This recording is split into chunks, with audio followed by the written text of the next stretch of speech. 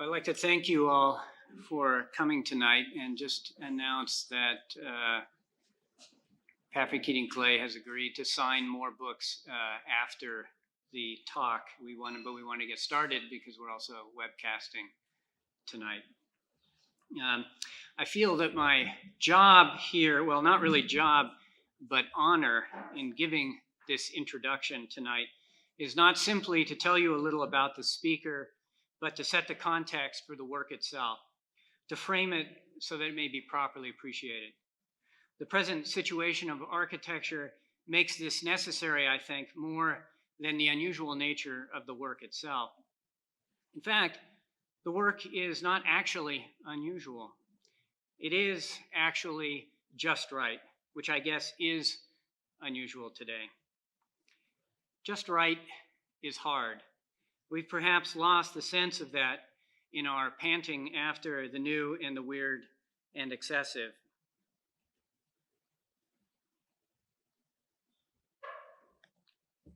Hopefully, you've had a chance to check out the show in the gallery and spend some time with the images there. They defy what we are accustomed to thinking of as cool now. The projects do not come from some unique personal vision, yet they are also not the result of some authorless parametric process. They are obviously not the products of the latest digital technology, and they are not offered as the next big thing. In fact, this body of work could be presented, and dismissed perhaps, as merely a historical curiosity of academic interest only. It could be seen as simply the evidence of a career spent in league with remarkable historical figures, as props for anecdotes about Corbusier or Wright. For most audiences, that would be sufficient. But this audience is different. We are architects and students of architecture, future architects, architects of the future. This body of work is our trade, and we are here to celebrate it. And in that celebration, we are here also to recognize the truth that endures in it and in architecture generally. We are here to understand how it is just right. Architecture is still, for now at least, a discipline, a progressing practice with a history. The discipline of architecture is maintained by the community of architects. The self-identified community, those who hear and heed the call, is gathered around the canon of examples wherein architecture is embodied. The community bears witness to that canon, and in so doing, bears it along into the future. SCI-Arc is one of the few institutions in the world dedicated solely to the educating of architects. It's not a department in a larger college, trade school, not a college itself in a university. It is a standalone school of architecture. There are no majors here. There's only the study of architecture, but from there, the whole world is touched. It is entirely appropriate and gratifying that it should be here at SCI-Arc that this talk is hosted and this exhibition is launched. So our hosting of this talk tonight and the exhibition of the work should be seen as a celebration, not only of the significant accomplishment of Paffard Keatinge-Clay, but of the continuing possibility of architecture and of SCI-Arc's stewardship of that possibility. This is the second time that Paffard Keatinge-Clay has lectured at SCI-Arc. The first time was in 1979, when the school was located in a warehouse in Santa Monica. The transcript from that talk is included in Eric Coiney's book, if you're interested. Much has changed at SCI-Arc between then, when the school was barely 7 years old, and now.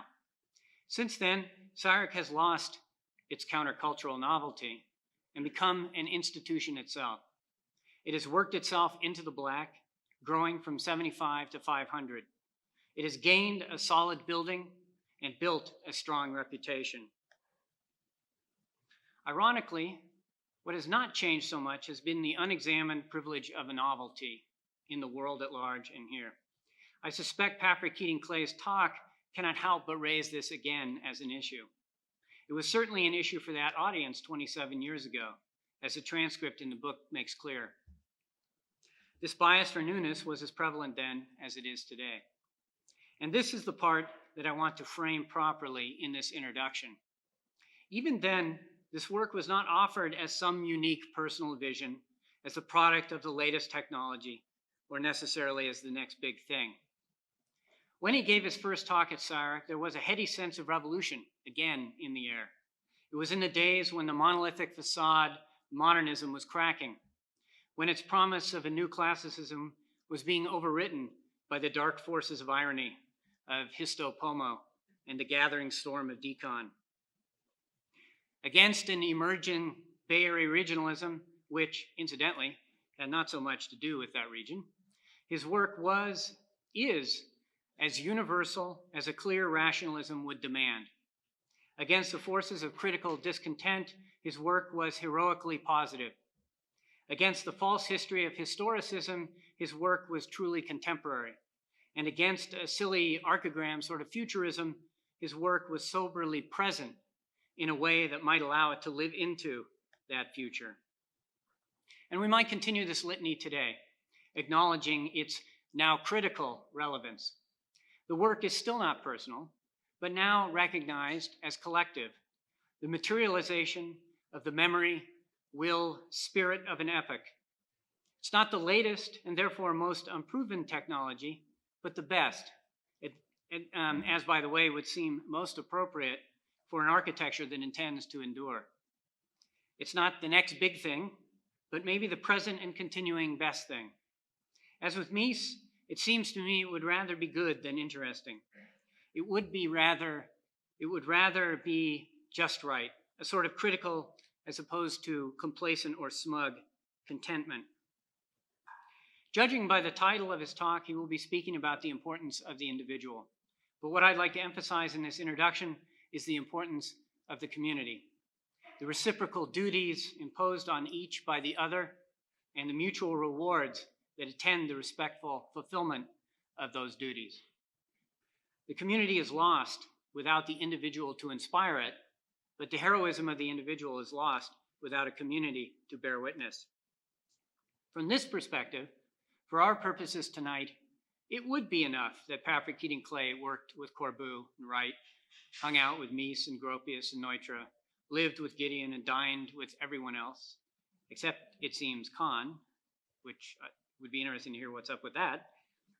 It's just that much better to know, though, that the architecture he made was every bit as good and sometimes better than his far more famous mentors and colleagues. The depressing lesson we might take from all this could be that even if you do great work, you may not become a star. And even being a star may not get you everything you want. The last thing Corbusier ever wrote, his will and testament to the profession in a way, you could say, was a long diatribe against what he called the men who say no. But the real heartening lesson is that you don't have to be a star to do great work.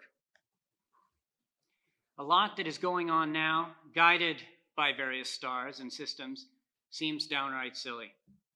But Paffard Keatinge-Clay's work still looks strong. So maybe we should see this work not as history after all, but as judgment.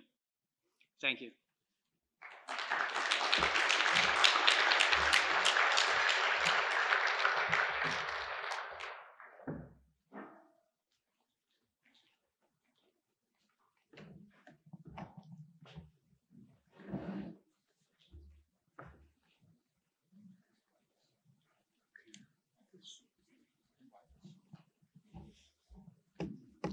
Thank you, Wes. Thank you, SCI-Arc. It's an inspiring place. And thank those people who put on this exhibition. Some people were working all night to have it opening at the opening time. And thank all those people who made this beautiful book. Is a little masterpiece. I saw it only when it was all done. And above all, I would like to thank Eric Queenie. Without him, there would be no exhibition, no book, and we wouldn't be here tonight. He is a man, in a way, who could see alone a potential of something really interesting for people, which would have been lost without him. I thank also California, because California gave me the opportunity to bring things into concrete form. And I thank America, because I came here as an immigrant. And I wonder if anyone really knows America better than someone who comes as an immigrant without a dime, crossing the water for 2 weeks, no sign of land. And then a fine line on the horizon, a stand of trees, snow, new-found land. And then with the freighter down the coast to Boston. And then stepping on land, a new world, thinking, feeling, seeing a new world for a very young man, and without any money. I went to see, I don't think this is working, but I went to see Walter Gropius, and asked Walter Gropius if he could tell me a little about what was in store for me. And he said, "You're going to Frank Lloyd Wright? You know, he's 80 years old, which means he's a very young man." Then he said, "I have something for you." And I didn't know what that would be. He said, "Thank you for the translation you did for Harvard Press." I said, "I did no translation at all for Harvard Press." He said, "Yes, you did. From German into English, you translated for Harvard Press." I said, "I did not."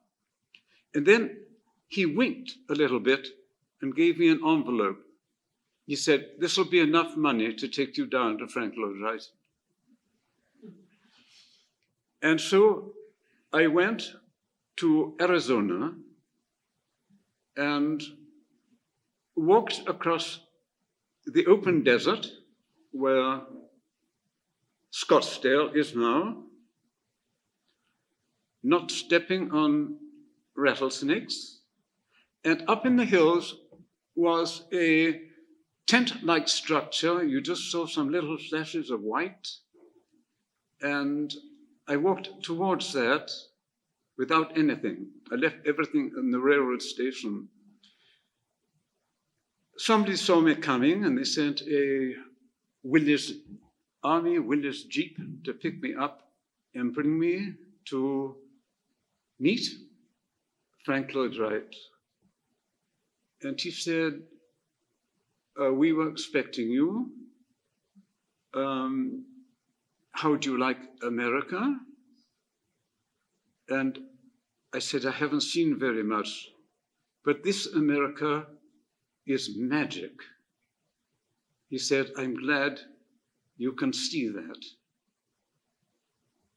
And then said, "Architecture must begin from the ground up." Then I did not know where to go. I did not know how to relate to what was happening. It is a strange, wonderful new world. An introduction to America. I asked, where should I put my things? And he said, you want to be an architect, don't you? I said, certainly. And he said, then why don't you go out and build yourself a place? Everything was open. And there was a hill above Taliesin.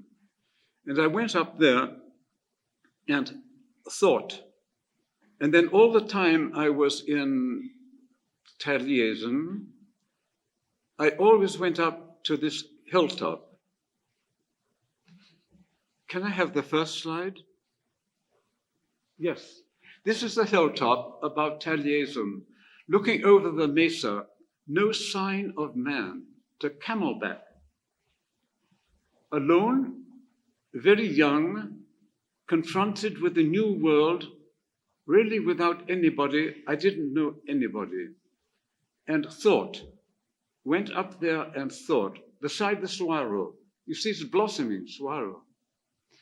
And that gave me a wonderful opportunity to think where I was and about the future, and also to listen to the ideas that, yes, my master, I was an apprentice, what my master thought. So, next, please.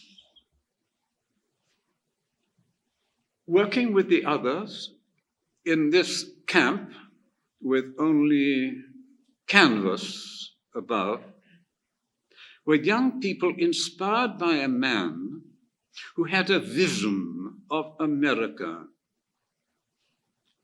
His grandfather was a pioneer, true pioneer in Madison. And he himself, at that time, had a vision for America. And that vision he called Usonia, with the idea that every man would have the right to 1 acre of land and a cow, and build with the native material around him. That was what he was teaching. And there we hauled the rocks around, they were lying in the desert, and built during the day. At night, we could be alone, make our own place, and I always returned to that top, the hilltop. I built nothing up there, down below a tent for my clothes. This is the introduction to architecture that I had in America. Next, which was a blank. I had intended to call this dissertation the case for an individual. I've changed that. I appreciate the word community. I use the word individual and collective. And I would like to go through some of my personal experience, not show the buildings I've designed so much, but my own personal experience in America as an architect, thinking about a new age in a new world, and a wonderful new world. So I am going to introduce periodically this idea. It is the relationship between an individual and a collective. It cannot be simplified. It's quite complex. It has different forms. I cannot define exactly what I mean by collective. It is more than a community. A collective, for example, are bees or ants. A collective would be a crowd in a football match.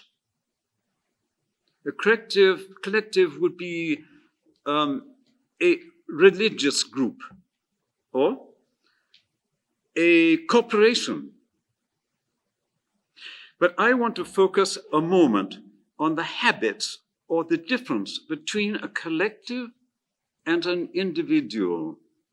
And I'm not placing one as being more important than the other, nothing of that kind, but to understand the phenomena of the collective. Next, please. Here is a collective of birds, a flock. The flock swings around in the sky. Often, one can understand it has no direction. Often waiting in the trees, and then circling around as if waiting for other flocks to join, which is often the case. The smaller flocks join the greater flocks, and then, as if they have enough courage, by their quantity, take off.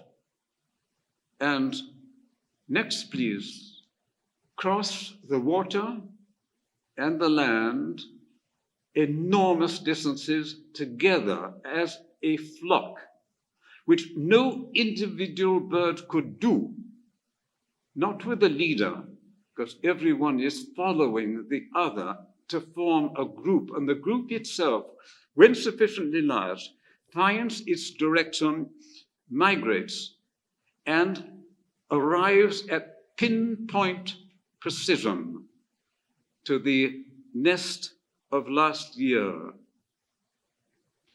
I show this only to have some idea of what I'm meaning, not necessarily birds, but the behavior of a collective.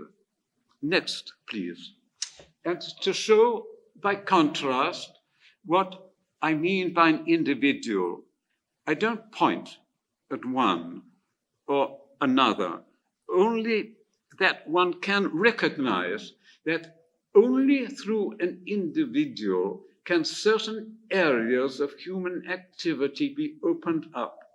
In the case of Einstein, in science, the ability to see time or space or energy in an entirely new way, so that from then onwards, from an individual, it is possible to enter into the collective world.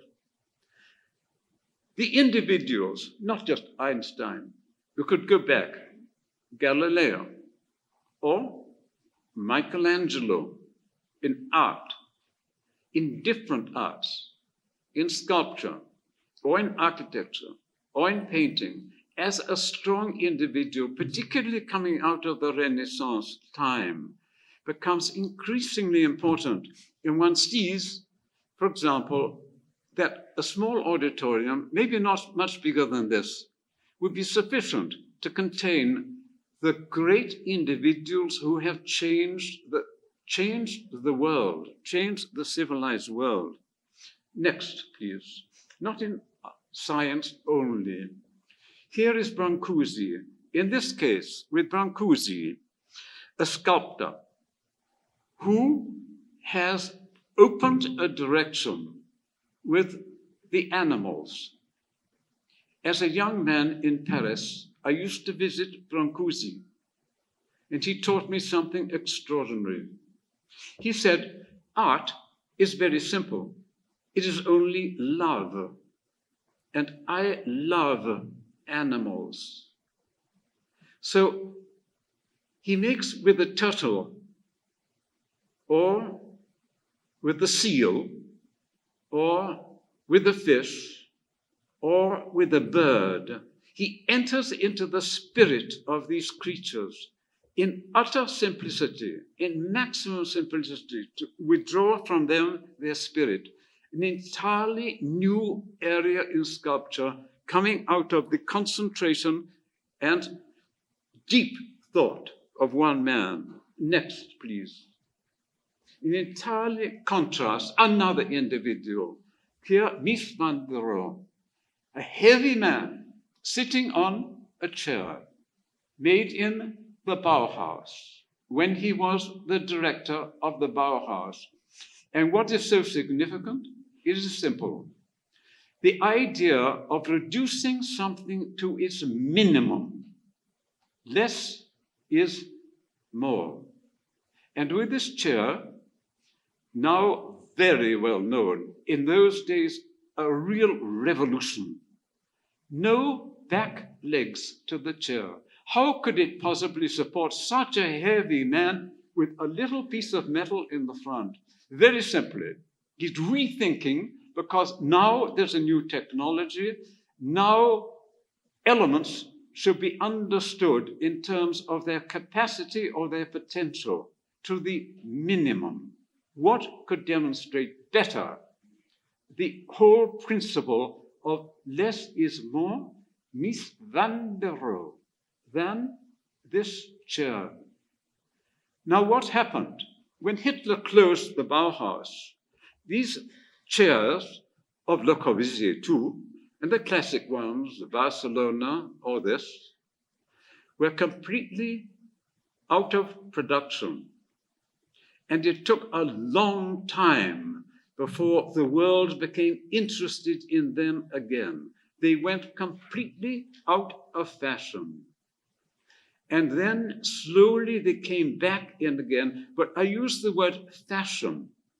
Fashion is a movement, again, of a collective. One cannot say which way it swings with this critical mass. What is happening last year or what is going to happen next year, like the stock market even. The idea of the collective, the individual to the collective. But sorting out of that comes ultimately, after the in fashion, out of fashion, in fashion, out of fashion, with collective, comes the classic form. It singles out and becomes a constant. And now, everywhere in the world, you see the Le Corbusier reclining chair, the Barcelona, and every lobby to every office building, a classic. Next, please. Now here, the master, Frank Lloyd Wright. And I will tell a little story and now elaborate. With Frank Lloyd Wright in Taliesin, in Sunday morning, he would take a spoon and tap the glass and start talking a little bit about what was on his mind to share it with the students, the apprentices, not students. And he would say, I have this on my mind, I'd like you to think about it with me a little bit. And that was wonderful. A one-to-one relationship of an apprentice to a master and sharing that. So here was the case. One morning, he said, I dreamt last night and I couldn't get out of my mind the last days of my Liebermeister, my dear master, Sullivan. And that was when he saw Sullivan for the last time in Chicago, destitute, no work, no money, sick, utterly depressed. Frank Lloyd Wright, who was then quite successful, asked what could he do for him? And he said, nothing. There's nothing anyone can do. Then Wright said, I will buy some of your drawings. And Sullivan made beautiful hand drawings, no, not of skyscrapers, not of glass and steel, but you could say the line of the Art Nouveau, a sensitive Sullivan line. So Wright took them back and he said, I will publish these and I'll make a book. And this book I will call Genius and Mobocracy. I will link to that a great firm with whom I was part for a while, and there are people in this room representing, and that is the office of SOM, Skidmore, Owings, and Merrill. I worked in that office much later, but for about 7 years. and understood very well what a collective in architecture can be, which I admire. There's no way in which I will say that there is a contrast. I would never use the word mobocracy. This was more a romantic idea of Wright, but he stuck to it, and I'll explain how and why. There was a very good partner in charge of the Chicago office of Skidmore, Owings, and Merrill, and his name was Hartman, a really wonderful man, not a design architect at all. And Skidmore was not a design architect at all, and Owings was not a design architect at all, and Merrill was neither an engineer. Skidmore, Owings, and Merrill were not individual architects that we can see their work, but they developed a collective which would receive many fine individuals, 2 or 3 really great, and like Maran Goldsmith, for example. But Bill Hartman was in charge of the Chicago office, a large office of architects and engineers. And he needed to find a strong symbol in the middle of Chicago, and took an Indian headdress to the southern France, to Picasso. And Picasso took his scissors and cut out of that some cardboard. And that was built in the offices of Skidmore, Owings, and Merrill for the great sculpture in the Civic Center. He had success with individuals. And then there was to be a big exhibition of Sullivan in Chicago. And Bill Hartman said, what we'll do will be very simple. We will invite Frank Lloyd Wright to talk about his experiences to his Liebermeister Sullivan. So there was a large auditorium in Chicago filled with members of the AIA and many others. It was packed. And Bill Hartman went on stage and said, Frank Lloyd Wright will come here and tell you about his experiences, his life with another great individual, Sullivan. Wright walked on stage and everyone cheered and clapped for a long time. He stood still until they became quiet.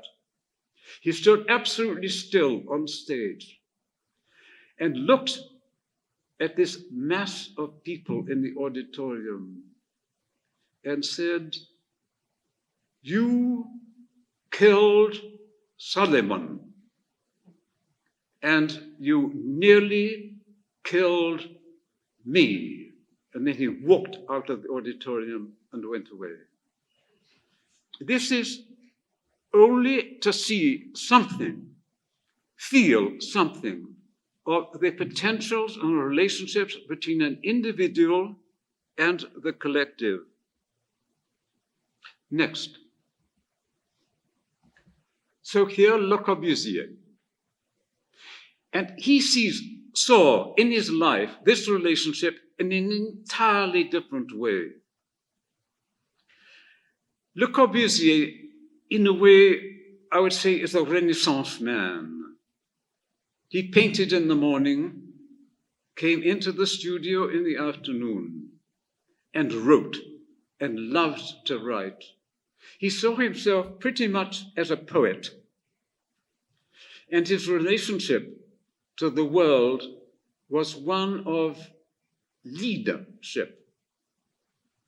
He designed, he proposed for city after city all over Europe and in other parts, South America, the ideal plan for their city, and the idea of that he would set, in a way, the standards for man, the proportions for man, how man should live in the broadest term. Then, when I knew him, shortly after the Second World War, there was total destruction. It was difficult to imagine today what it was like to walk through a German town, or many French towns, or Italian towns, just after the war. Hopeless ruin, hopeless poverty, ruin, no equipment to even begin again. So when I was a student, again in Zurich, studying engineering in the Altstadt, I used to walk to school, to the ETH, past a publishing house called Giersberger. Giersberg was the man who published the Œuvre Complète of Le Corbusier. And I got to know him, the publisher, and translated some books from German to English and from French to English. I translated a book of Max Bill's on the engineer Robert Meyer.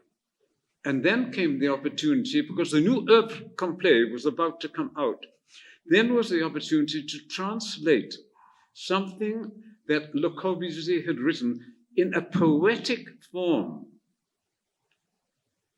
And I didn't do a very good job. I got paid for it. But later I thought,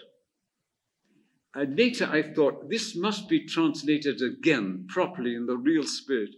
Now I know my own language so much better, the poetic form.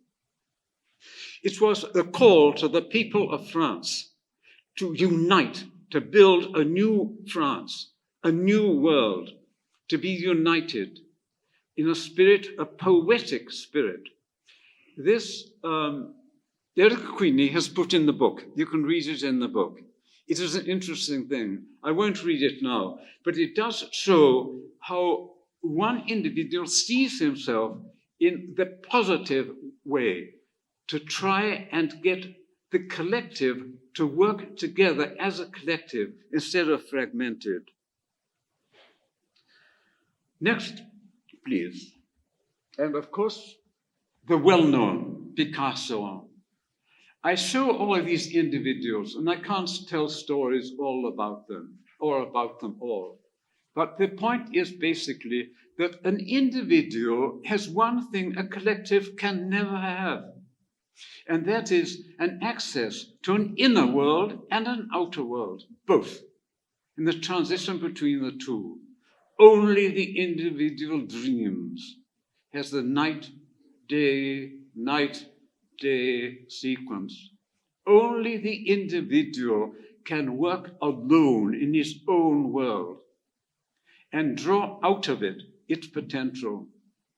There would always be the possibility for anyone to follow the collective, to swing, I don't say negatively at all, to swing with the movement of the collective, or to stop and go into himself. And the great thing that I thought was, for me, the opportunity to meet certain great individuals in my life and learn from every one of them what could be learned. Some people say I was lucky. Not many people would have been interested. I happened to be interested. I don't believe that. A lot of people said, well, there were great individuals in those days and they're all living together and you can go from one to the other. I don't know. I think that the individual has such an incredible potential to go so deep that he can change the world, change the thinking of the world, or the art of the world, or the philosophy of the world. And that's not the objective either, simply that he should discover and can discover as an individual. I say one more thing, and that is Darwin, Charles Darwin, who would be one of the people I would put in this small auditorium who changes the world, to be able to see differently.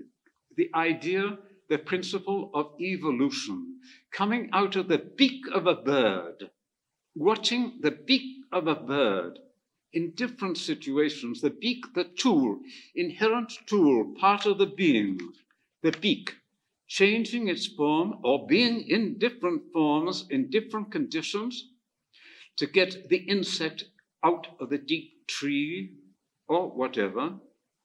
The evolution or the change of the beak, like a tool, a part of the body, changing not just from one condition to another, but becoming better or forming more clearly. If that way of thinking were to be applied, for example, to architecture, I come later to that, but to primitive man, next please. And next please. I just saw what to me is the beginning of architecture. The tool is not part of the bird's body, the beak. It is in the hand. The hand of the higher primate is now with stone, making a stone, chipping away on a stone, and with that stone being able to have a tool or develop a tool outside and beyond the body, beyond the capacity of the hand. And this tool, with maybe driftwood or a part of an animal bone, developing the first tools, later pretension tools, the development of tools very, very slow, so that one can imagine thousands and thousands of years, primitive man chipping away on a stone as an evolutionary process outside of his body, not knowing where it would go, but getting better, continually getting better, up to the form of modern technology, a continuous evolutionary stream, so that the chipping away for thousands of years on a stone is actually part of the development and evolution of technology today, absolutely continuous. Chipping away on the stone, the beginning of the jet aircraft or the computer. But was it known? Was it conscious? I think you'd say no, but moving blindly as a collective in a certain direction. Next, please. And next, please. I cannot exactly make an oversimplified picture of evolution that makes any sense. You could take 100 examples. I will take 3. Up above, the primitive tent. In the middle, the kind of house I live in, made by the farmers, not by any architect. Walls made out of the ground, solid or whatever the material is, and even the white cowl, the white finish from heating the rocks out of the ground, everything coming out of the ground, solid but bearing walls, masonry walls, a flimsy roof, either reed or rush, or later tile, which is also from the ground, a ceramic product.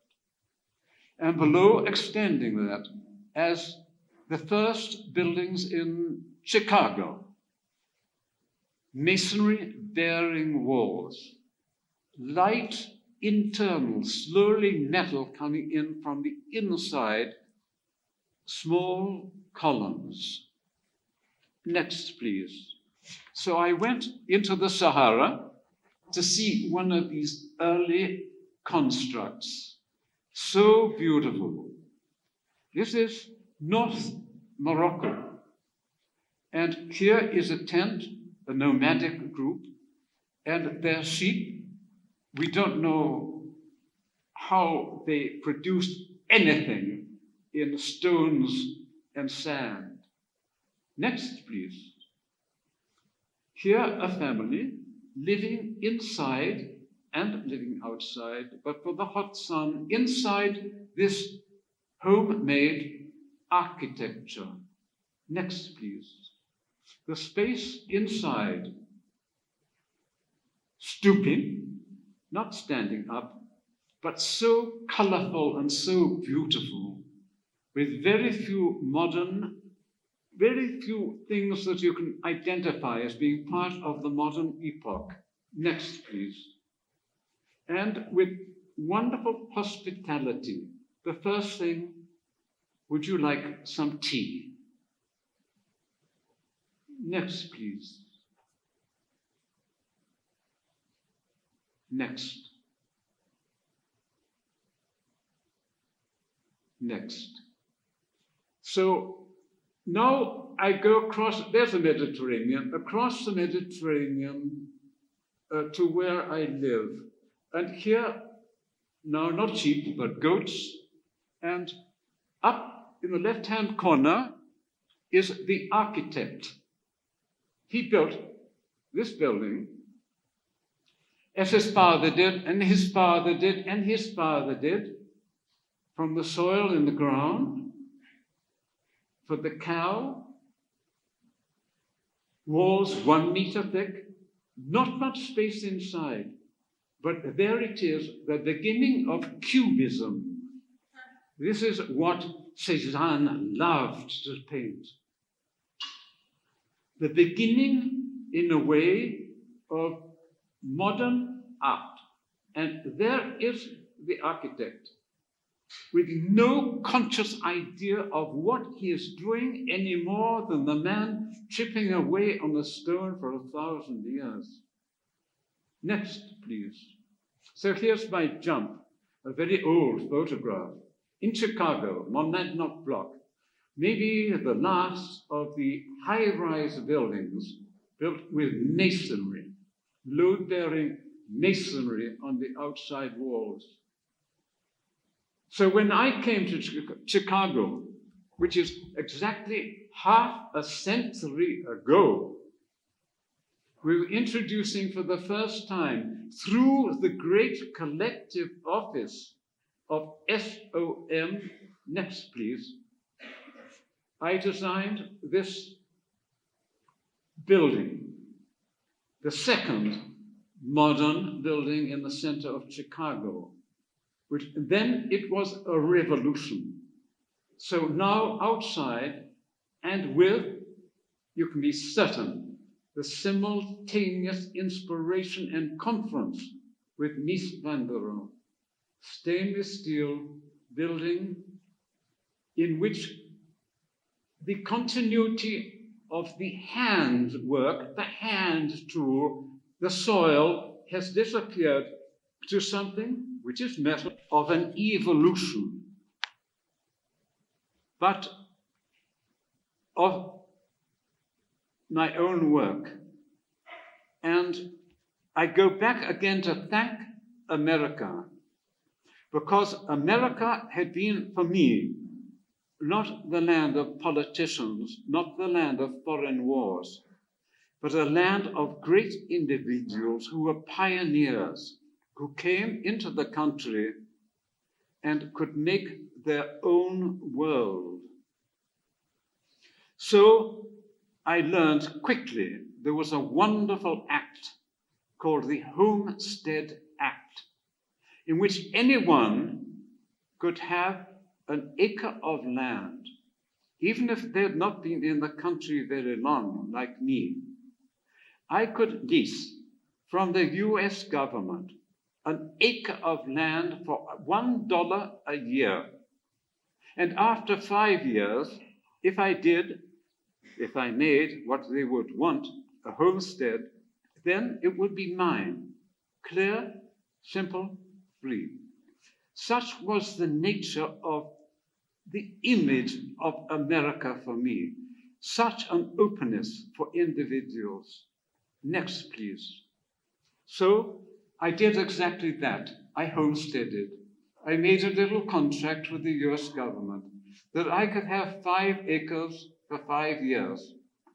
So I paid my $25, and I could build myself my own place away from everything, high up in the desert, not where Taliesin was, on the other side of Phoenix, the Superstition Mountains.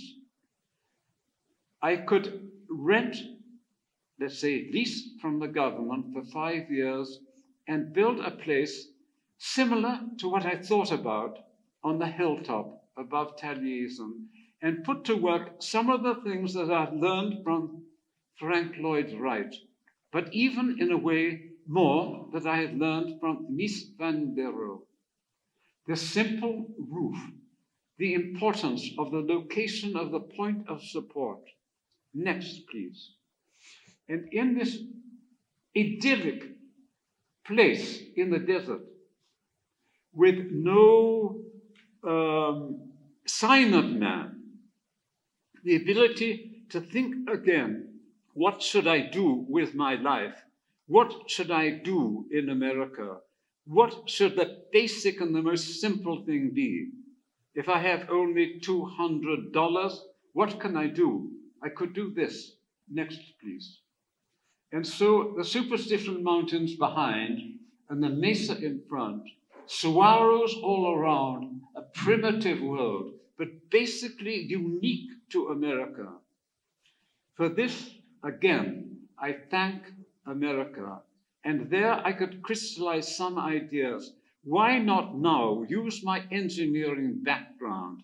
Why not now, with more money, extend this idea, the simple roof, the pavilion as a simple roof? And I will admit, and I must say this, I learned a lot from Mies van der Rohe, how to go about a structure, the points of support. For example, notice it is not symmetrical at all. Next, please. And now, much later, I built for myself a house above San Francisco, Mount Tamalpais, using the same principle in a way, but with a slope and in an earthquake area. So 2 levels, an upper level and a lower level, but the upper level, again, the roof, supported on very few points. Next, please. And here the idea, again, is so intermixed in a way from Lloyd Wright saying, well, go ahead, go out there and build yourself a place. Why not? So I did. But I put into this a lot more. With a support system here, there's introduced high technology, not in material, that's concrete, but in the way of stressing the concrete, so that I could have long spans. Next, please.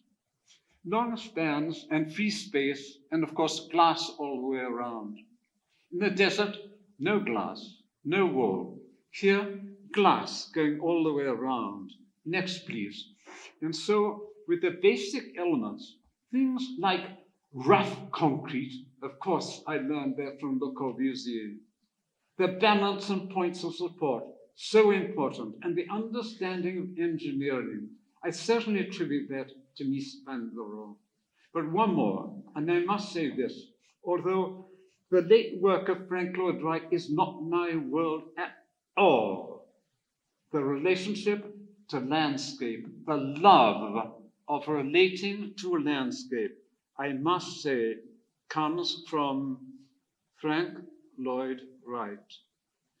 And this pattern, which was developed earlier for the design of my house, based on the pavilion for contemplation in the desert, and a change of scale, a new opportunity to build the same thing but larger, came a few years earlier. Next. Now here we're in Los Angeles. Great Western, exactly the same principle, but what had been developed on a smaller scale, now on a larger scale, the long span, two-way, pre-stressed, double anchored. This concrete roof was placed with the help of a fine gentleman who is in the audience now, Dion Neutra. And he supervised the pouring of this roof, one continuous concrete pour. And what we had studied was the tensioning, the pulling on the sequence of the pulling of the cables within each of these pre-placed concrete beams to arrive at a tension of perfect balance. But look more, at the bottom of the columns, tiny points, pivot points, taking this enormous load, a little bit like the sign from Mies, sitting a heavy man in a little framed chair.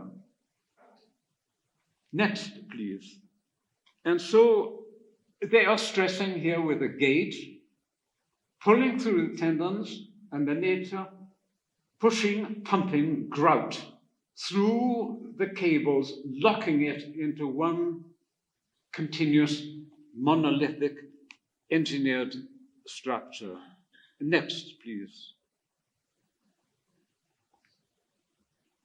And the next. With this experience, which is based really on engineering and the simplicity of architecture, like minimum architecture for a big space, a savings and loan, a bank in Gardena, still in pretty much that shape. I made another study in steel, and this time for Scotland. Next, please. This is a steel structure supported only in 4 points, entered as a competition for a museum, into a short list of 5. Next, please. In model form, the points of support. That is what is so important. Those points of support and the internal development of the structure within that roof. Absolutely different depending on the material, depending on the points of support, but in a way, the idea of space, free space, partly enclosed and partly open. Next, please. And next. Next, please. Next, please. So, Le Corbusier again. And it seemed that sometimes there's an opportunity to put one's lessons as an apprentice to work. It depends on the opportunity. That must not be misapplied. But one thing I would not want, and that is the idea of a style, like a Le Corbusier style. No, that was not it at all. It was as an apprentice trying to understand the opportunity when it came in terms of what would my master have done? I think that, and then later I can say, well, this situation is different for this reason or that reason, and I am different because I can add to that some other experiences, or I did not have the experiences that he had. Next, please. So this was the San Francisco Art Institute, the first conceptual drawings, coming in a way from the lessons of Le Corbusier. There are 2 or 3. One, obviously, is beginning with the building as a whole, not from the outside at all. A conceptual idea that the lower level in an art school should be a big mess, where you make things. We can see that here in this building. You must change, make things. There's nothing pretty about it at all. It's a workplace. But up above that, it's possible to present one's work.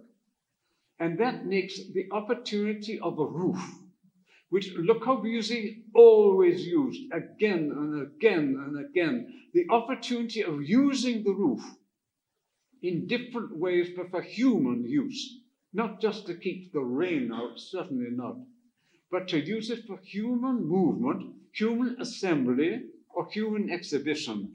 And the Art Institute was a wonderful opportunity. Next, please. So here an next thing, an internal drawing, to show how do we handle supplies and debris, where do you work a 2-story high space, where can you make a mess with plaster, where can you make anything you like, but on top, presentation. Presentation to the world, a representation, a small city in a way, a cafe, an exhibition place, a lecture place, and making the transition between the two, some way of bringing light, sunlight, daylight, moonlight, down in. So with the symbol of this cone, I use as a means of a transition or a relationship. Next, please. And then with the study model, the first study model, a relationship between the forms. That is a dialogue, not a confrontation, not a modernization, nothing of that kind, but a dialogue between the new forms of the new function, which actually was the same function as the old school, but a different way of looking at architecture. And relating the two in the first model, the first thing Le Corbusier always did, the first simple, crude cardboard model to establish that relationship. Next, please. And here, as you see in the book, béton brut, rough concrete, from, obviously, lessons from Le Corbusier. I will stop a moment here to say I was in Le Corbusier's office on a wonderful day. He returned from New York, disappointed. He should have had the execution of the United Nations building.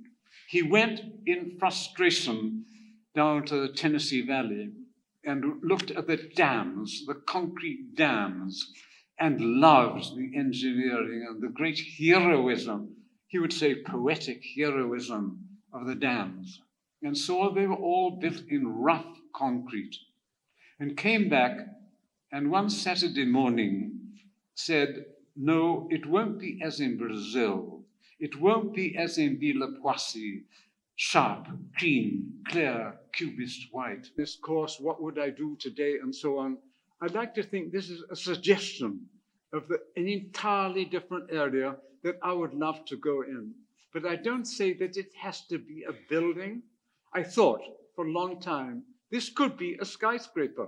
Could be very well, with outdoor terraces and with elevators in the shaft. No, that's not the way to go. I'm certain of that. I am skeptical how people would use the roof, watching human beings, how they use what you could never imagine on the drawing board. Next, please. The brise-soleil, of course, to soften the sunlight. Next, please. And the relationship, obviously, the opportunities coming out of it, not forced upon it, but coming out of the idea. Next, please. The dialogue with the city again. A wonderful opportunity, often lost, in thinking that it is just the neighbor. No, it can be something quite far away, like Telegraph Hill. Or next, please. Alcatraz, for example, a relationship to landmarks, to other significant places, a dialogue. Next, please. And how people are. Next, please. And next, please. In the simple form, an art school, a place to study. Next, please. I want to go now into another area, slightly other area, and then I'll try and pull it all together to make some sense. I come from a part of England called Wiltshire. Wiltshire was very much out in the country, no industry whatsoever. And for that reason, I could walk, and privileged to walk, in the open fields and on Salisbury Plain as a child. Next, please. And of course, this is one of the great experiences of my childhood. When I saw this, I said one thing very simply: I want to be an architect.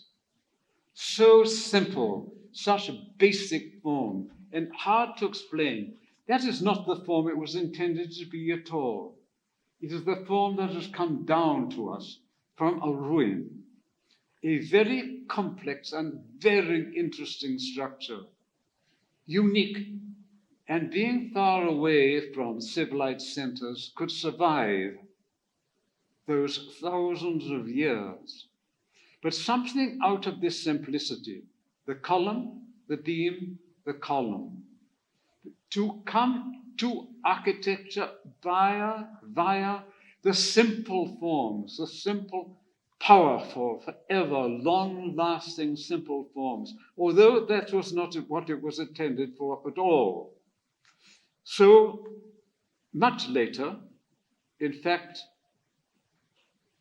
in Chicago, working for an idea for Washington, D.C. Next, please. I chose to work with certain basic elements, very basic, pyramids, but pyramids that one could use today with modern technology, eccentric.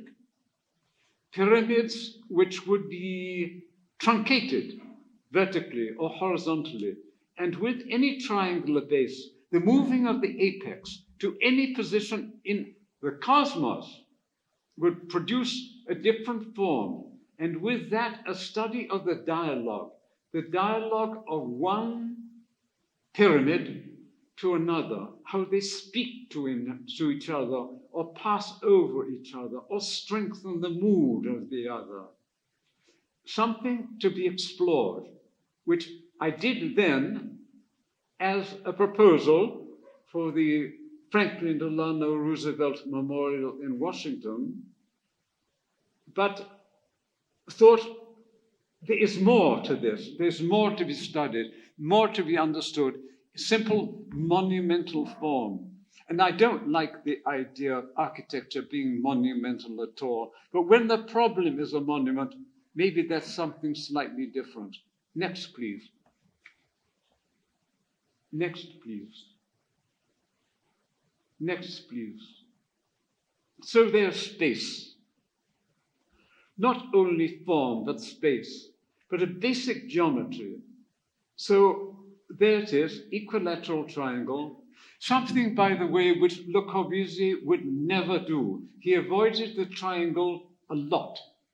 Therefore, it gave me an opportunity, in a way, to look at things. How would he have gone about such things and be independent, not in order to resist or to be different, but an opportunity to open another area. There you see truncated horizontally, different bases, but bases in a way based on the triangle and the changed location of the apex. Next, please. So this was the theme and the basic idea of the triangles that form the plan of San Francisco State University. Now hard to read, it's complex. On the left is an inclined triangular base pyramid truncated vertically. On the right is a triangular based pyramid truncated horizontally with the back available, the sloping surface available to see how will people use that space. Early geometric drawing, modular, keyed in to the equilateral triangle, but in 3 dimensions. Next, please. So following through with that idea, not only that the triangle will be in plan, but the triangle laterally, and a very good idea in an earthquake area, giving very strong lateral support. Lateral support is typically overlooked by architects, typically. In my case, I am fascinated by the triangle in the plan together with the triangle in the vertical. Somewhat difficult when it comes to an outside wall, but one can play with that wall. So what looks like a boxed window? No, that's solid. The leftover space is the window.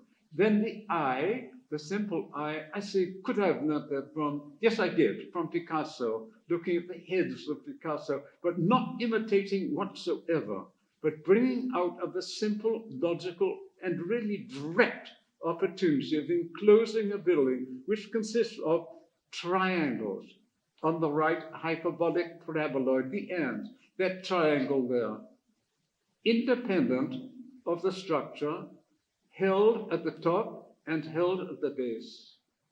So there is the eccentric pyramid, the exterior triangulation against the earthquake, and the movement and openness for people.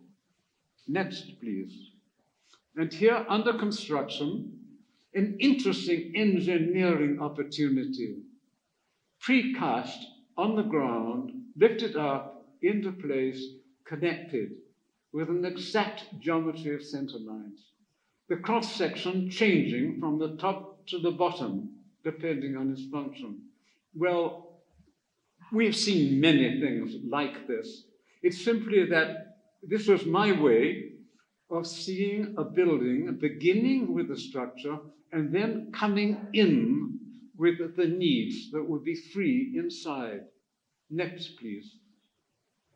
Under construction and inside space, light coming in, again learned from Le Corbusier, how light comes in different ways and unexpected ways, and relationship between the smooth white surface that does not support, except itself, and the rough concrete, which must take a great load. Next, please. And so here in the campus, a dialogue, which began with these students. These students of the campus were my client at an extraordinary time in history, a revolution in all the campuses in America, the discovering of a new reality, a new consciousness, a new way of going things. With a long dialogue with these students, I arrived at this form. Yes, certainly I knew about the triangle, and I had the experience of the pyramids, but for the function, the opportunity of making something entirely new. On this campus, all buildings had been designed by government architects. This was the first one with a private architect. And in a way, they had some possessive role, that it was their place. Maybe not everybody should come in. And they said, no, it must be open to the whole world. You must be able to invite everybody. But what are the basic needs? Very simple. Inside the union, there are all the normal things of restaurants and bookstores and all these things. But these two pyramids, something different. Above, one, and the idea of the students, a pyramid of silence. That was the idea. The pyramid on the left, a pyramid of silence. And the other one, with the auditorium, or steps on the back, a pyramid of sound. In there, you make sounds. In those days, it wasn't rock or music, it was sounds. You make sounds. And the other one, silence, yoga, Zen, silence, and then sound. Next, please. And inside, the various opportunities, obviously, of using the outer membrane only like a shell, a thin surface, not taking any load down, but allowing light to come in varying from one end to the other. Next, please. And here, the most important thing in the world, people. We don't see this enough. Build for people. Really, and I don't do it always either. Show architecture with people.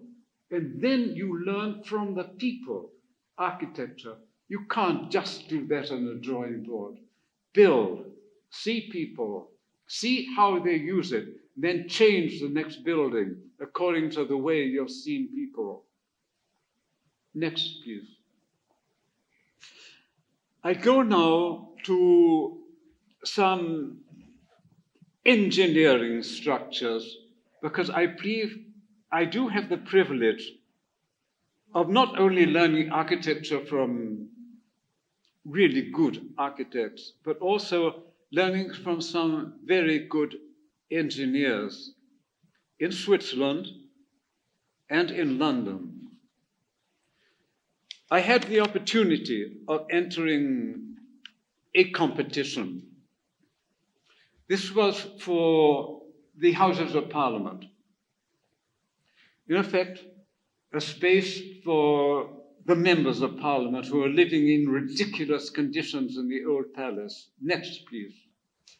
And so a location very well known, there's Big Ben, for example, and Westminster Hall, the Houses of Parliament along the Thames, Westminster Bridge, and there a location over an underground railroad, you see, sweeping through there, which really allows difficult conditions with foundations. So I said 4 points, just 4 points, and we will build the building as a bridge, but not down below and then build a house on top of the bridge, but to build the bridge and suspend from the bridge the Houses of Parliament. Next, please.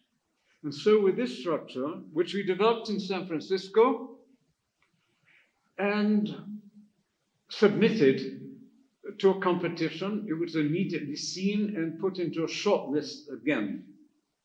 An international competition, but again, only very fine points of support. But a bridge, that is the truss system of a bridge, and suspended inside. This is not secondary bracing against wind. No, it's a basic bridge truss. Suspended inside it, the 4 floors of the offices for the members of Parliament, and creating below the very natural leftover space for plaza. Next, please. And here the relationship, Westminster Bridge. That's New Scotland Yard, Houses of Parliament, I forget the name, the War Office, something like that, Big Ben, Thames. When you have such things, it should never be that one is copying or even being sympathetic to the ornament that is applied, but to space and the feeling of bridge and the opportunity to relate. And I believe that very honestly, that the great spaces that we know in our civilization in Europe that have been historic, such as San Marco's place in Venice, for example, where every building is of a different epoch, preventing a real space, and thinking of the space and the relationship, not of the imitation, or we shouldn't have anything modern. No, a different way of thinking in terms of what is good construction must be good always, anywhere, but relate the space and the form. Next, please. So, well, unfortunately, this could have been something for England at a certain time which would put it in a different direction. It went differently. Why? Well, the royal family came into the act, and a famous member by the name of Prince Charles decided to use the authority of architecture in England and determined what you can see there now. Please don't look. Next, please. Again, I would like to show some application with a little understanding. This must be understood. I don't have a great understanding of engineering, but the basic principles I do. And I had very, very good masters. And I employ it almost every day with what I do, even sculpture. Next, please. Here is an interesting phenomenon to me, and that is stability, lateral stability. On the left, you see a tower supported from the core inside, cantilevering up. In the middle, you see a relatively normal framework. On the right, you see an exterior framework, which I call an outboard system. These are the three extreme ways of solving the lateral conditions that occur with seismic and with wind, which are very important in tall buildings. On the left, I will show you a building I worked on, not as an architect, as a draftsman in a way, but as a mechanic on the job site. Next, please. And this was one of the few high-rise buildings of Frank Lloyd Wright. While I was working with him, I went out on this job and stayed on this job, working with the contractor in his office, making the formwork drawings, of course, and working on the job site as a mechanic. Somehow, Frank Lloyd Wright got me a union card, and I learned a lot. I learned a lot of construction in America, but I learned exactly what not to do. And this tower, for me, was a wonderful example. And I'm sorry to say this to a great master and a friend, and the man who brought me to America, but it is really bad, bad construction. He said, it is like a pine tree. It can swing in the wind a little. No, it can't. It can't move a little or the rain will come pouring inside. The idea of supporting in the middle could have been a demonstration. You could see the cantilever alternating on 7 floors. And in a way, under construction, there's certain beauty, and I enjoyed it. I had often the job of going up to the top and nailing down the plywood sheets when the wind came to blow it over Lake Michigan. Up there in the wind, I enjoyed the idea that this is a way of building a building which could have been something, but wasn't. And why? Because the misunderstanding of the applying of the organic to construction, which is something entirely different. The lessons can be drawn from it, but the weakest and worst place to take natural forces would be in the middle. That means to say the middle has to be very, very thick. So there's just a corridor around it. This was to be a laboratory. Every scientist I met, and they came up now and again, and I could talk with them, they hated it. Why? It was no laboratory at all. You couldn't do anything, but it would be good to show people, for tourists, beautiful, show them the new Johnson wax. Next, please. So here's a disappointing result. You can't see anything of this tree-like principle, the cantilevers, and why in the world enclose it with glass tubes? The light coming in is horrible. You can't see properly when you want to see in the laboratory. And from outside, you can't see in. You can't see the cantilevers. So what happened, very simply, was that I had too good an education. And my colleagues, those in Taliesin who stayed on, said it is the most wonderful vision of the future. Next, please. But going back to the masters of Frank Lloyd Wright, there would be Solomon or so in the Chicago School, the great Chicago School, where anonymously or as a collective, this skeleton system developed steel from Chicago, plate glass in Chicago, the elevator in Chicago, collective development, evolutionary development. And I say that I was in Chicago to learn from that and the newer time. Next, please. The one building that I worked on for 5 years, really 5 years, in Skidmore, Hill, I was entrusted in a way as designer, but working with what other people were developing, what the collective was developing, what Mies van der Rohe was distilling much better than the large firm could ever do. And I, of course, was learning stainless steel construction, but introduced one thing of my own, quite new then, in fact, very new, and maybe unique then, which you see in the middle, introducing air in the middle of the building. In other words, a space to serve what is below and to serve what is above. The staging of a tall building in groups, which now you see in almost all tall buildings, often flush. You can identify that element of a tall building. Next, please. A bad old photograph, but how important. And here the problem of height. Cathedral Bourges in France, and there were many, built, I say again, by a collective.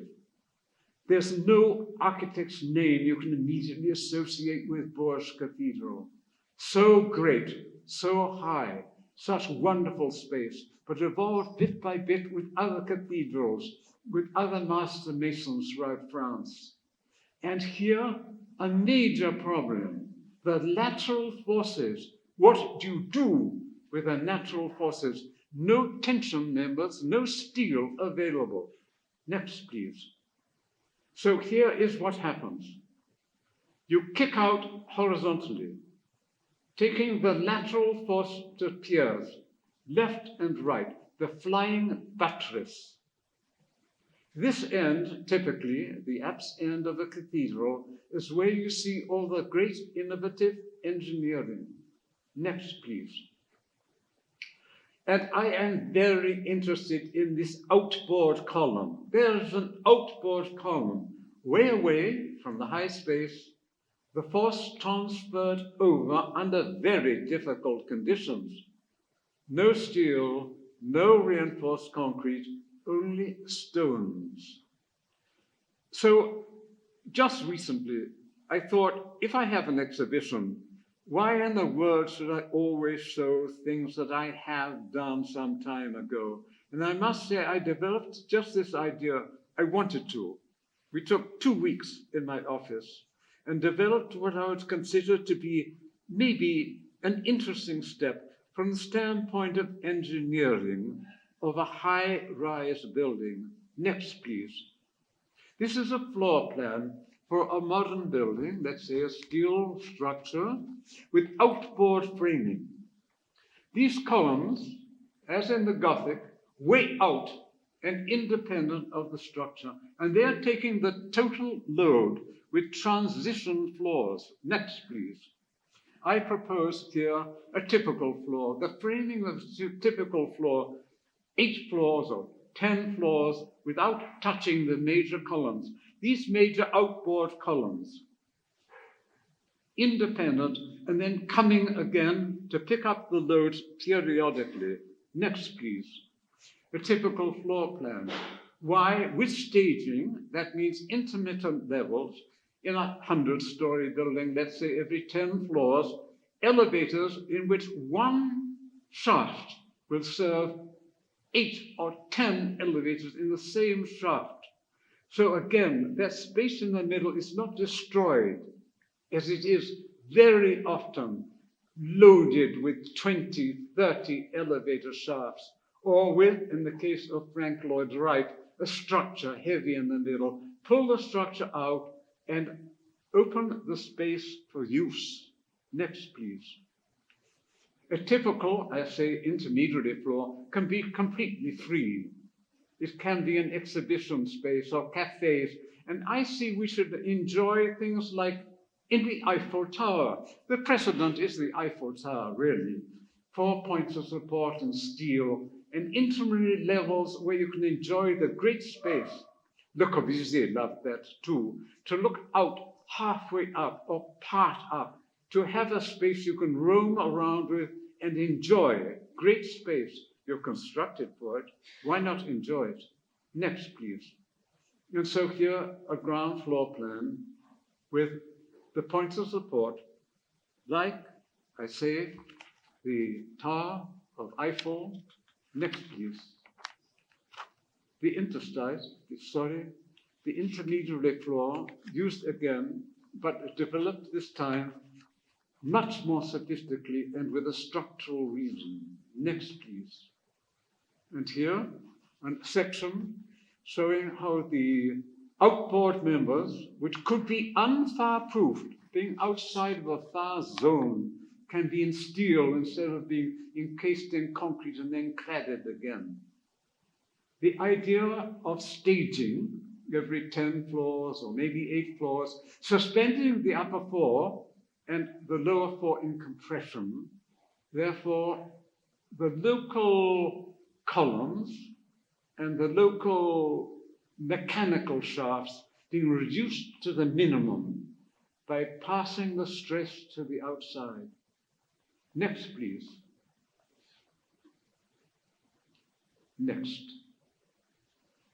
Now, that brings me to a stopping point. And instead of coming to the end of a dissertation, and I'll return to the idea of the individual and the collective, which is a fascinating subject and a fascinating relationship, I would like to take a break in the middle rather than at the end and ask for questions. I would like to be able to answer if I can. So instead of a question and answer period at the end, I'm asking, do give me some questions.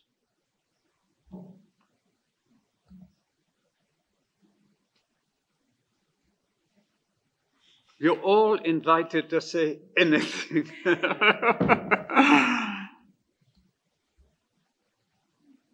So I'm unsuccessful in obtaining a discussion.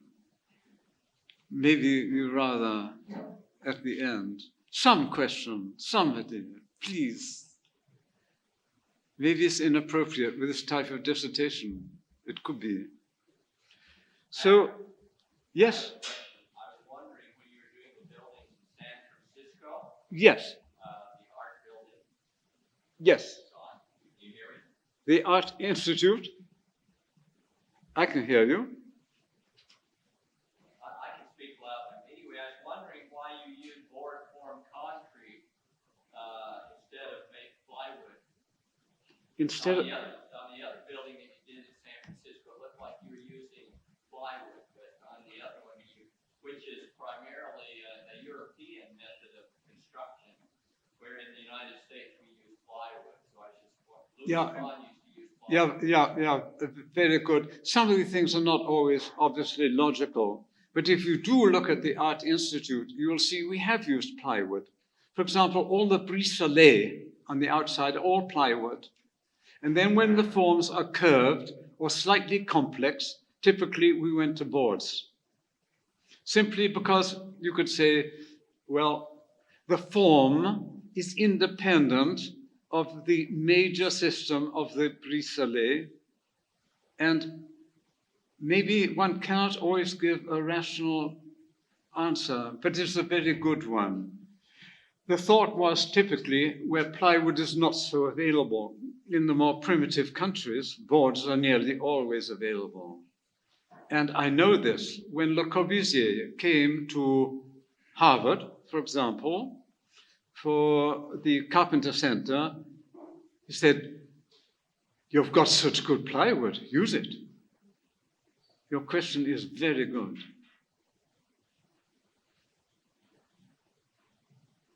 Any more? Yes, please. I was wondering that the work that you show is so compelling, but as I mentioned in the introduction, you seem to have a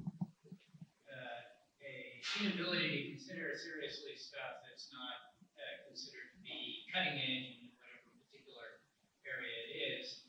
It's always struck me that architecture seems to be not necessarily an appropriate arena for the cutting edge. But if you were offered an opportunity to do something now, would you consider using the methods that you show such effect in the images here? Or would you feel some imperative to try new and possibly untested technology? I think I would love to be really advanced. And that is, advanced means learning from what I have done and moving on.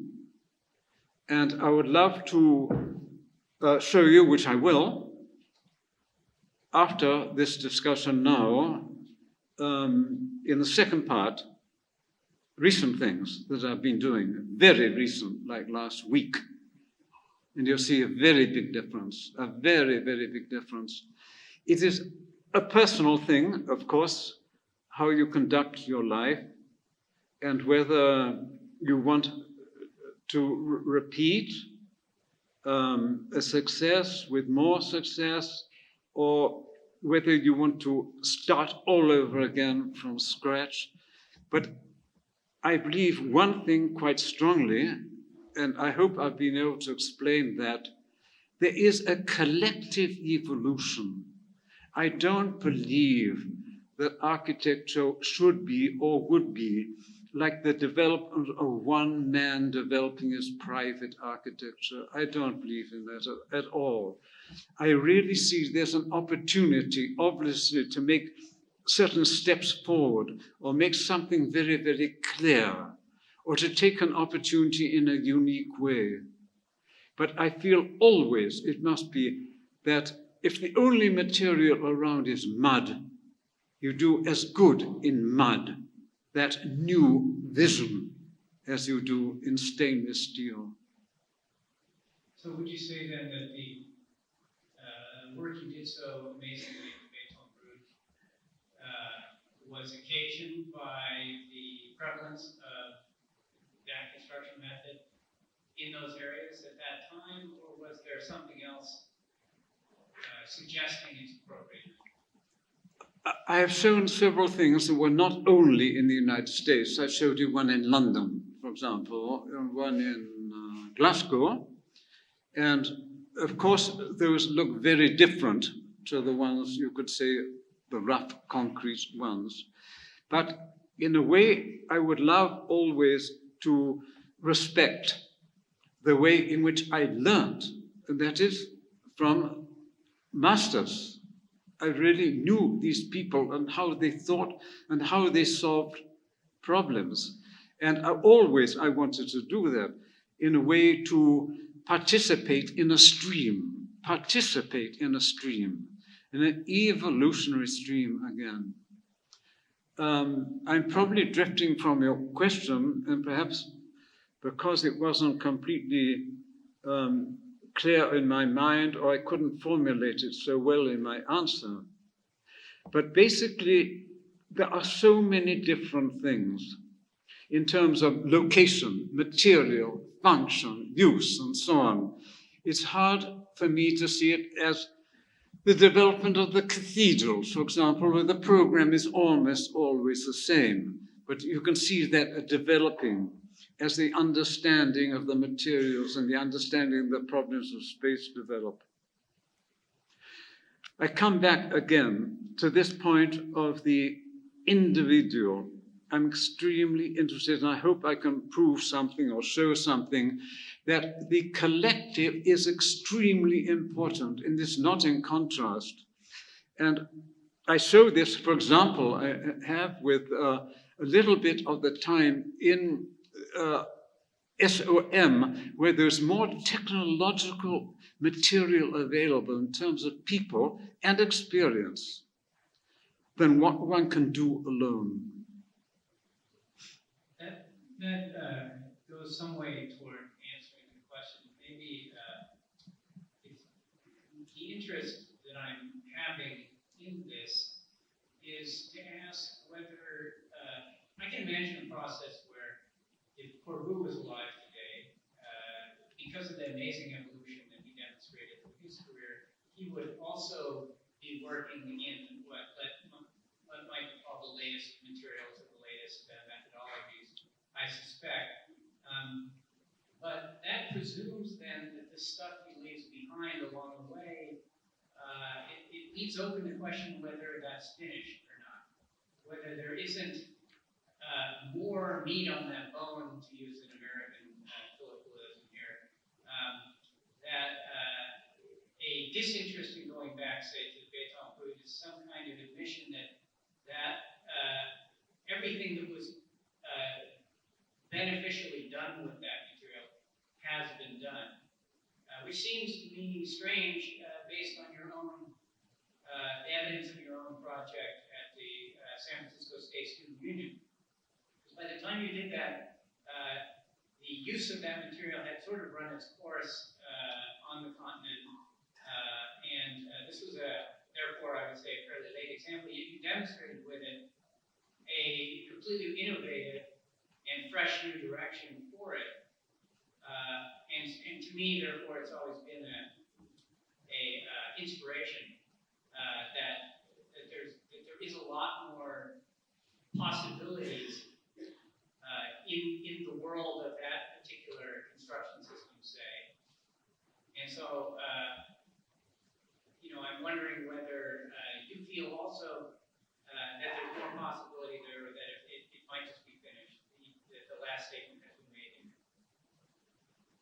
I'll just give, I can't say personally something, but I would like to go back to Le Corbusier a moment, if I may. That is that in Switzerland, there was the opportunity for him with the Hedi Weber to have a gallery exhibition space in Zurich, and he designed the building in concrete. It would be very much like any of the, I don't say very much like any, but it could be as he would build in India. And then, as the project got a little further along, he saw what the Swiss can do with metal and changed the whole thing over into metal. In the process of the design, a transition of material and in a way of mentality, understanding what is the great difference between the way the Swiss can build, and let's say the way they can build in India. There is a transition taking place. In Ronchamp, very much the same thing. A transition during the idea of the building, not a preconception at all. The early idea of Ronchamp was to build it out of very light material that could be carried up the mountain slope in a very strange way, but not concrete.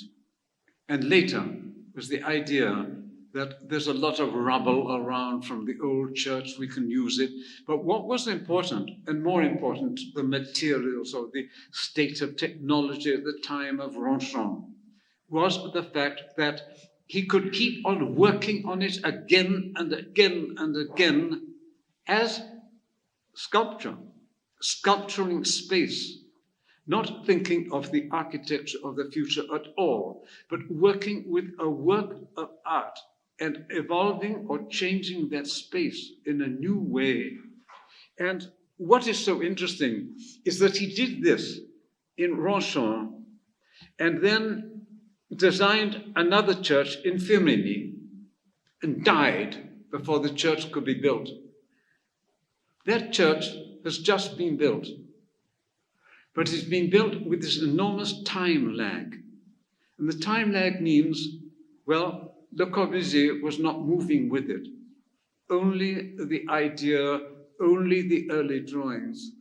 And had he been alive, he would have changed that building again and again and again to have the final product. As in Ronchamp, I know that. It didn't happen. He died, left some drawings. The building has been built now from those drawings, and for me, it is absolutely sterile and has the basic mistakes which he would never make if he had gone that far along with it. The creativity of a building, I think, should be during the process itself, not the first idea at all. The first idea to begin, and for me, what you discover as it develops, as the idea develops. Any more?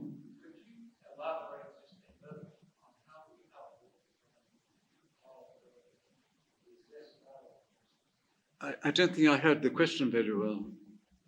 Could you elaborate just a little on how the outboard frame in the tall building resists level forces? The outboard frame, Yes. Of the tall building, how it works? Yes, how it resists level forces. Yes, it is. The main point is rigidity. Rigidity is at the connection. I don't think I can go back to it now. I don't know how to do that. Maybe it's possible. But the rigid frame is the principle of the rigid frame in the bridge, which will be horizontally taken into the rigid frame going vertically. That is the rigidity of a very large connection, which one can afford to do outside of a building, very difficult to do inside of a building. So the pickup points are intermediary, and that is that in between it's possible to have very light construction supported by, it's hard to say now, it is, yes, a rigid connection as a triangle is rigid.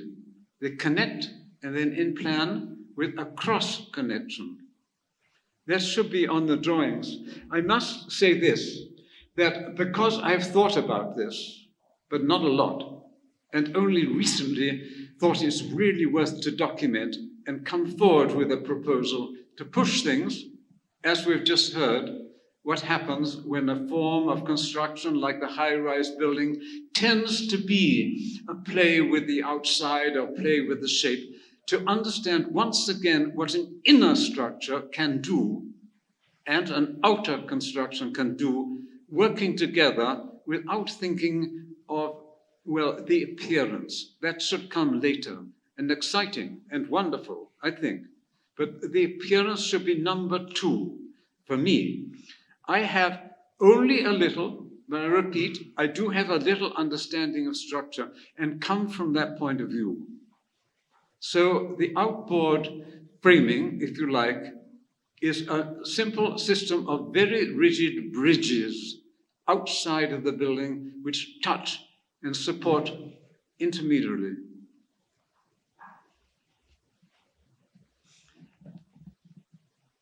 Any more? One more, please.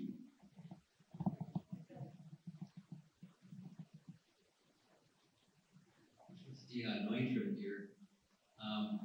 Paffard, you'd be interested to hear that a couple of weeks ago I passed by Great Western Savings and I had not seen it for 35 years or something. Great.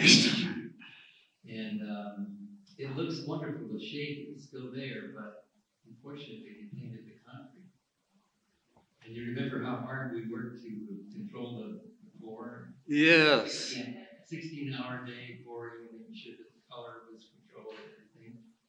It's painted. But the basic structure's okay, huh? It is, but what a tragedy after all. Yes, it is. And what can you do? But congratulations, the building looks wonderful. It's still there. Congratulations to you. Here was a wonderful team relationship, huh? Two people working together, and the product you can still say it still stands up. Yeah, I wish I could say the same for North Medical Arts. I showed you pictures of what that looks like. Yes. That is a complete travesty what they did with that. I can't share that in this discussion, unfortunately, but there is a case. So I'll take a break. I'd like to move on into as I say, in a way, take a break. And I am showing my own work. Yes, that's right. But I love the idea of the individual in the Renaissance. It's not just one art. It's two or three. And you learn from one to the other. And I'm absolutely certain, I go again to Ronchamp, that Le Corbusier studied Ronchamp as a painting. It was a painting, basically, working with this way of relating forms, learning from painting and coming from painting. I don't do that. But I have had an opportunity to be at peace, not just in the desert, but in my own work, a big break from the pressures of the architectural practice, which has allowed something which is so important, I think, for every individual to explore his inner reality, to explore that and let it come out in a different way. And I would like you to share just a couple of moments I'm not going to talk about another side of my work. Next, please.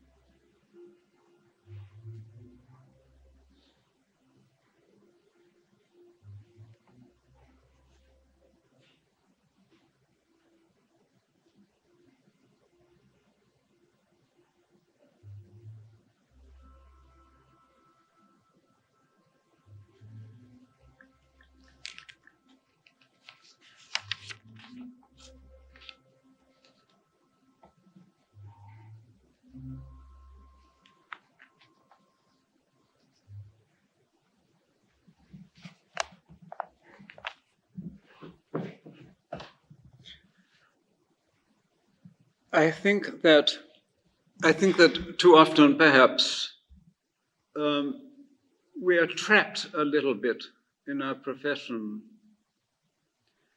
And we also talk about things that have been spoken about again and again, perhaps because they're currently interesting.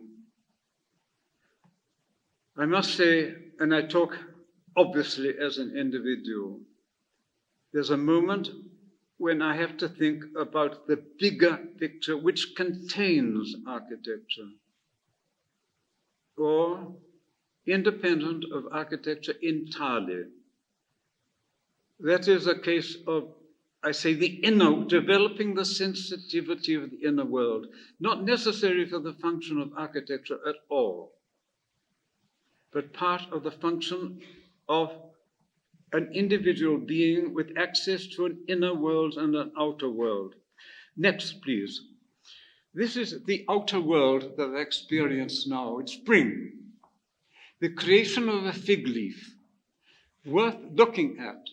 Not just the design of the fig leaf, but the miracle of a liquid rising in a apparently dead shaft and developing a form, a structure out of a message within the liquid that is flowing up. Not so the static form of the shape of the leaf, but what an incredible thing after winter, everything appearing dead, comes the leaf. Next, please. And with the fig comes the first fruit. It's called a false fruit. It comes in the beginning, and much later the other fruit comes. This is all, if you like, in my environment in Andalusia. I want to share this with you as a little experience for the moment. The understanding and watching of things that grow around you, not for the purpose of architecture. I pull this away completely into an individual experience and interest in nature. Next, please. And next. The Chumberia. No, the beauty of a developing form. In a few days, the intricate structure, not designed, but coming from a fluid with a formula and evolving. Next, please. The Chumberia, the prickly pear, and the fig. Next, please. The caña, the cane, used for many practical reasons, but coming up very fast. Next, please. The Chumberia in the mountains around me, and the caña. Next, please. And the next, and the next, and the next. Yasmin, and the next, and the next, and the next, and the next. And that's why I chose to live for a while. So a little bit away from the development of the rest of the world. I have shown you a picture of the goat herd, who is an architect. As all farmers were architects. And I show you just some glimpses of the world around me where one can learn an enormous amount. What happens with the hand of somebody who's not thinking, what an interesting thing. Not at all, but almost blindly working, feeling with the material, getting the job done, nothing more. So, next, please. Next, please. Windows without glass. Next, please. Next, please. Next, please. Next, please. Next, next, next, next. I do this in order to show, in a way, the sensitivity not spoiled by education of the simple farmer. Next, please.